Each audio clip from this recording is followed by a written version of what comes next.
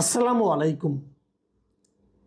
প্রিয় দর্শক, শেখ হাসিনার বিচার হয়েছে। এই যে গত অগাস্ট গণ অভ্যুত্থান যেটা হয়েছিল, সে আন্দোলনের সময় যে গণহত্যা হয়েছিল এবং যে বিপুল পরিমাণ মানুষ, বিপুল সংখ্যক মানুষ আহত হয়েছিলেন, সেই ঘটনায় আন্তর্জাতিক অপরাধ ট্রাইব্যুনালে যে মামলা হয়, সেই মামলায় শেখ হাসিনার মৃত্যুদণ্ড হয়েছে, মানে মৃত্যুদণ্ডাদেশ দেওয়া হয়েছে তার বিরুদ্ধে। এবং তার আমলের যিনি স্বরাষ্ট্রমন্ত্রী ছিলেন জনাব আসাদুজ্জামান খান কামাল, তার ব্যাপারেও। এখন এটা হয়েছে এই মাসের 17 তারিখে। তারপর থেকে প্রায় 9 দিন পার হয়ে গেছে। এখন প্রশ্ন হচ্ছে, রায় তো হয়েছে, এই রায় বাস্তবায়ন কিভাবে হবে, অথবা এই রায়ের বাস্তবায়নের সম্ভাবনা কতটুকু? রায় মানে বাস্তবায়নের জন্য প্রথম যে কাজটা দরকার, সেটা হলো শেখ হাসিনাকে ফিরে পাওয়া। শেখ হাসিনা এই মুহূর্তে ভারতে আছেন, ভারত সরকারের কাছে আছেন। তো ভারত সরকার কি শেখ হাসিনাকে যদি দ্রুত ফেরত দেন, যদি 1 মাসের মধ্যে ফেরত দেন, তাহলে শেখ হাসিনা হয়তো একটা আপিল করার সুযোগ পাবেন। কারণ আপিল করার জন্য 1 মাস সময় দেওয়া হয়েছে। 1 মাসের মধ্যে সশরীরে হাজির হয়ে আপিল করতে হবে, কোনো উকিলের মাধ্যমে আপিল করা যাবে না। এখন যদি শেখ হাসিনা এসে হাজির হন এবং উনি আপিল করেন, তাহলে 1 মাস পরে সে আপিলের গৃহীত হবে কি হবে না, তারপর সেটা নিয়ে আবার শুনানি হবে, তারপর রায় হবে। আর যদি উনি 1 মাসের মধ্যে হাজিরাই না হন, হাজিরা না দেন এবং নিজে উপস্থিত না হন, তাহলে মামলার ভবিষ্যৎ কী? তাহলে মামলার ভবিষ্যৎ হলো ওনার মানে মৃত্যুদণ্ডের যে আদেশ, সে আদেশ বাস্তবায়নের ক্ষেত্রে আর কোনো আইনগত বাধা থাকবে না। 1.5 মাস 2 মাস পরে যদি ওনাকে পাওয়া যায়, উনি যদি ভারত তাকে ফেরত দেয়, তাহলে পাওয়া মাত্রই ওনাকে ওনারা মৃত্যুদণ্ড প্রদান করতে পারবে এই সরকার। এগুলো মোটামুটি ধারণা। তো অবস্থা দৃষ্টে এটুকু বোঝা যাচ্ছে যে 1 মাসের মধ্যে শেখ হাসিনাকে বাংলাদেশ সরকারের কাছে ফেরত দেওয়া বোধহয় হবে না।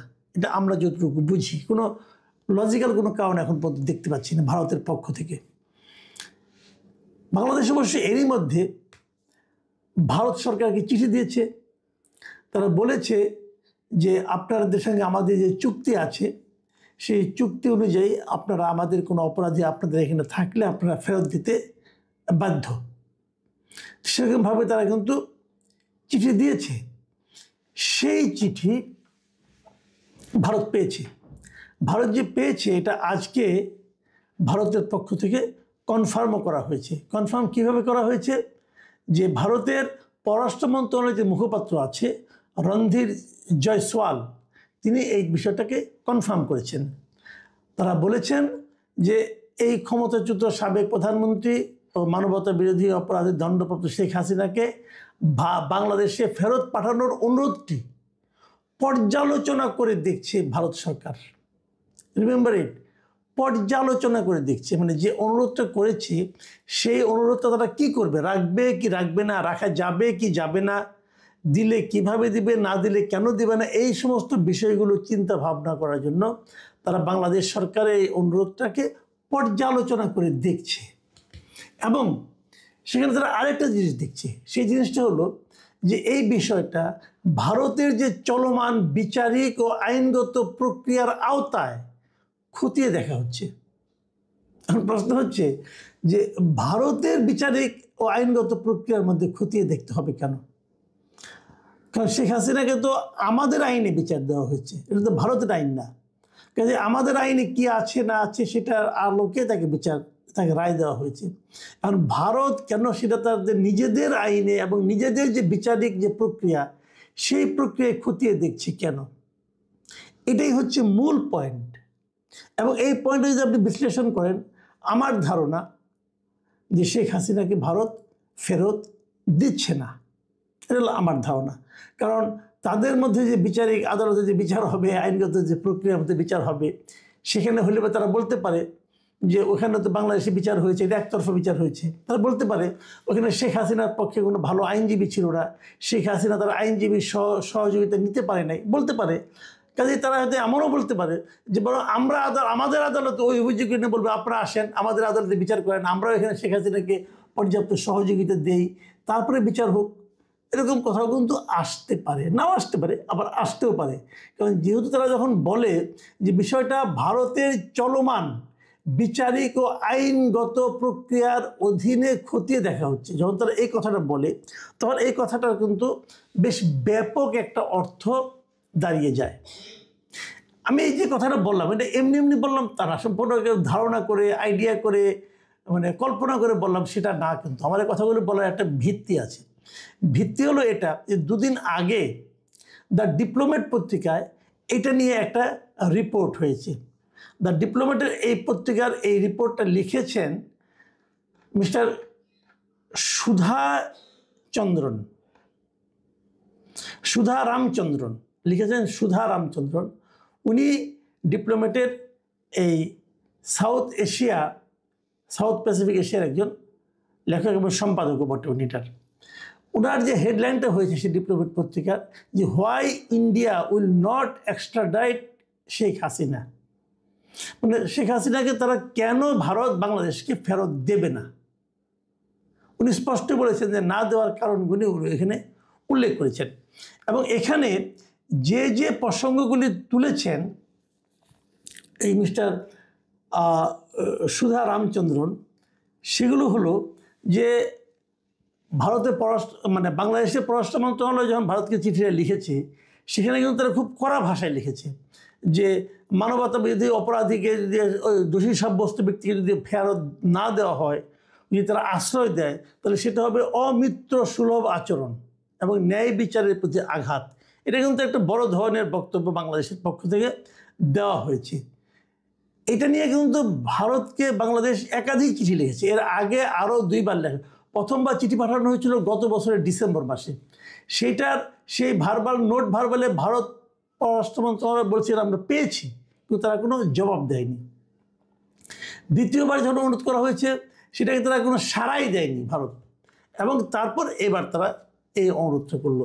এখন ভারতের একাধিক বিশ্লেষক এটাকে নিয়ে নানাভাবে আলোচনা করেছে। যেমন ভারতের, আমি ওই সুধা রামচন্দ্রনের যে লেখাটা, ওনার যে নিবন্ধটা, যে আর্টিকেলটা, সেই আর্টিকেলের মধ্যে উনি ভারতের অনেক এক্সপার্টের অপিনিয়ন নিয়েছেন এবং সেই অপিনিয়নগুলির মধ্যে একটা ভারতের একজন গবেষক স্মৃতি এস পট্টনায়ক, তিনি কি বলেছেন শুনেন। তিনি বলেছেন বাংলাদেশে বর্তমান সরকার অস্থায়ী ও সীমিত ম্যান্ডেট নিয়ে চলছে, তাই একটি নির্বাচিত সরকার দায়িত্ব নেওয়ার পরই দিল্লি গুরুত্বপূর্ণ বিষয়গুলোতে সিদ্ধান্ত নেবে।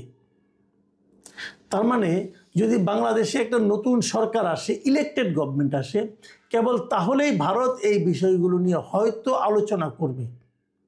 তার মানে বর্তমান ইউনূস সরকারের এই যে আহ্বান যে তাকে ফেরত পাঠান, এটা নিয়ে ভারতের কোনো মাথা ব্যথাই নাই, তারা কোনো সাড়াই দিবে না। এটা হলো স্মৃতি এস পট্টনায়কের অভিমত। এবং এই ডিপ্লোমেটের যিনি সাংবাদিক, তিনি নানাভাবে ব্যাখ্যা করেছেন যে ভারতের যে সঙ্গে বাংলাদেশের যে সম্পর্ক এতদিন ছিল, শেখ হাসিনার আমলে যে সম্পর্কটা ছিল, এবং সেই সম্পর্কটার বিষয়ে ভারত যেভাবে এটাকে মূল্যায়ন করে, কেবল ভারতের বর্তমান গভর্নমেন্টটা, ভারতের বিভিন্ন রাজনৈতিক দল, যারা বিরোধী দল, তারা পর্যন্ত এই ঘটনাটাকে তারা খুবই গভীরভাবে বিশ্লেষণ করে, বিচার করে, এবং তারা শেখ হাসিনার সঙ্গে তাদের মিত্র ভাবটা, সেটাকে তারা সবাই খুবই একটা গুরুত্ব দেয়। মানে এটা নিয়ে ভারতের অভ্যন্তরের কোনো চাপ নেই যে শেখ হাসিনাকে ফেরত দিতে হবে। এবং এতদিন ধরে শেখ হাসিনা সেখানে আছেন, তার মধ্যেও তাকে ফেরত পাঠানো নিয়ে যে একটু আলোচনাগুলো হচ্ছিল, ভারতের এক্সপার্টদের মতে যে রায় যখন হয়ে গেছে তখন তারা আরও শক্ত অবস্থান নিয়ে থাকবে, কারণ তারা চাইবে না তাদের এতদিনের পরীক্ষিত একজন বন্ধুকে মৃত্যুদণ্ডের মুখোমুখি পাঠাতে, এটা তারা চাইবে না। এবং তারা এটাও মনে করে যে তার বিরুদ্ধে যে মৃত্যুদণ্ডের যে আদেশটা দেওয়া হয়েছে, এটা কিছু না কিছু রাজনীতি দ্বারা প্রভাবিত। এটা হলো ভারতের এক্সপার্টদের অপিনিয়ন। এই কথা বলেছেন ডিপ্লোমেটের এই লেখক। এখন যদি প্রশ্ন ওঠে, যদি ভারত যদি ফেরত না পাঠাতে চায় তাহলে কোন আইনে, এটা কিন্তু বলতে হবে, আমাদের সঙ্গে তাদের তো একটা প্রত্যর্পণ চুক্তি আছে, সেখানে তো একটা লজিক তো দেখাতে হবে। এবং সেই লজিকের ব্যাপারেও এই সুধা রামচন্দ্রন লিখেছেন যে 2013 সালের প্রত্যর্পণ চুক্তি থাকলেও ভারত চাইলে রাজনৈতিক চরিত্রের অপরাধ ধারা ব্যবহার করে প্রত্যর্পণ করতে অস্বীকৃতি জানাতে পারে। তার মানে আমাদের সঙ্গে যে চুক্তিটা আছে সেই চুক্তির মধ্যে একটা অপশন আছে, সেই অপশন হলো যে আশ্রয়দানকারী দেশ যারা আশ্রয় দিবে কোনো বন্দীকে, সে যদি মনে করে যে তাকে যদি আমি ফেরত পাঠাই তাহলে সে রাজনৈতিকভাবে তাকে মানে বিচার করে তাকে সাজা দেওয়া হতে পারে। মানে তাকে যে বিচারটা করা হচ্ছে সেটা রাজনৈতিক চরিত্রের বিচার। যদি তারা মনে করে, এটা কিন্তু প্রমাণ করার দরকার নাই, তারা যদি মনে করে তাহলে তারা নাও পাঠাতে পারে। এবং তারা এখন এই ঘটনাকে সে ধরনের একটা ধারার মধ্যে তারা ঢুকাই দিতে পারে, বলতে পারে যে আমরা মনে করছি শেখ হাসিনাকে পাঠালে তাকে রাজনৈতিকভাবেই তাকে শাস্তিটা দেওয়া হবে, অতএব আমরা নাও পাঠাতে পারি। এখন যদি এরকম হয় তাহলে কি হবে? ওই যে শুরুতে যে কথাটা বললাম যে বিচারিকভাবে তারা বিশ্লেষণ করার চেষ্টা করছে, কাজে এমনও একটা অপশন আছে